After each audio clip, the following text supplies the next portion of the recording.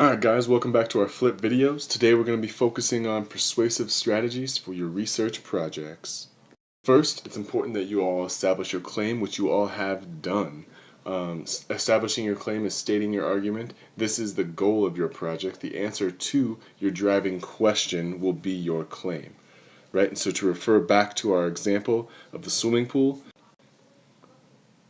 we need to build a neighborhood swimming pool in Willow Springs in order to increase community engagement and relationships while also providing a safe alternative for children. Next, we move on to the big names. It's important that you connect your research with important people, experts, or organizations that can make your argument seem more convincing, right? And so using the Center for Disease Control will establish just this.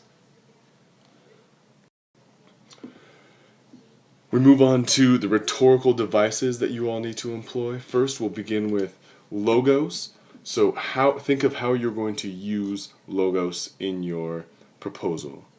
Okay? Logos includes facts, numbers, and information that can be very convincing. The example that we have with our swimming pool is currently the closest swimming pool option is over 5 miles away, and it was built in '86 to support 500 visitors. And we will let our audience know that over the last summer it averaged 940,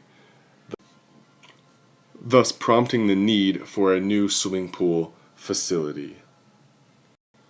Next, we move on to establishing our pathos. It's important that we connect emotionally with our audience through happy, sad, or angry emotions. However, you can't solely rely on emotional appeals.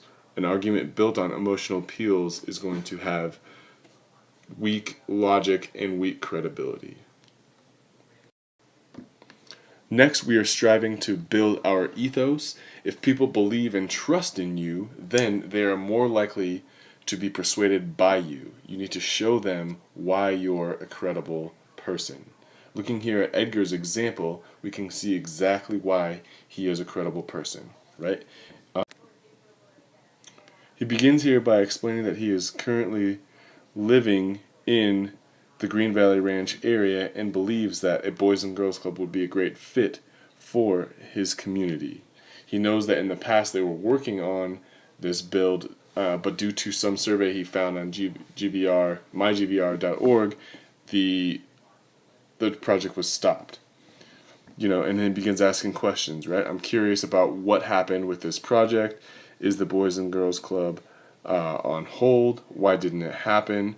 When I was younger, I attended Boys and Girls Club, and it was a great experience on his behalf, right? And throughout this entire paragraph, he is establishing how he is a credible source to be speaking to this because he benefited from being a member of the Boys and Girls Club. He continues to establish his credibility through mentioning different things that he participated in while he was at the Boys and Girls Club, such as playing t-ball, receiving help on his homework, and then even asserting that he has, blood brothers, but because they're so much older than him, he needed the Boys and Girls Club to gain a better understanding of the curriculum that he was learning in school. He even mentions how during the summer or after school, how the Boys and Girls Club gave him a place to go where he felt like he was needed and wanted. Most kids just go to the park or hang out with friends. They don't do anything productive. Kids need places like Boys and Girls Clubs to get off their couch and do something with themselves.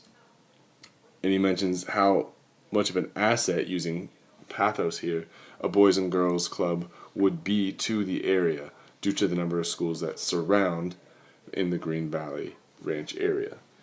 There is a Boys and Girls Club, but it is out of range of Green Valley Ranch citizens. The Boys and Girls Club is small and would not be able to facilitate all these kids. So why stop, right? Putting the ball in their court, asking them why stop. Let's continue making this project a fantastic reality. Now we move on to urgency. So as we were looking in the slide before, Edgar's example, it was a very urgent matter for him to get a Boys and Girls Club into the Green Valley Ranch area so it could begin benefiting the students and members of that community. When you establish urgency, you're explaining to your audience that this issue is so important that they must act now and it cannot wait. Right? And so our example here is, as there is a current budget surplus, the time is now to build this pool before we do not have the money. And then finally, research. Using reliable research can really help your argument seem convincing. Right? And so according to the National Institute of Health, right, we mentioned important people and important organizations to help build credibility. Kids who have access to swimming are 3 times less likely to develop diabetes, right? And so we have, even using logic here, right, 3 times less likely. Examples of poor research would be just mentioning that kids who swim are more healthy, right? This is just your opinion, it's not backed up with anything. Or backing up your research with Wikipedia. This does not help your case. Wikipedia is not a reliable source. Right? So that's it for today.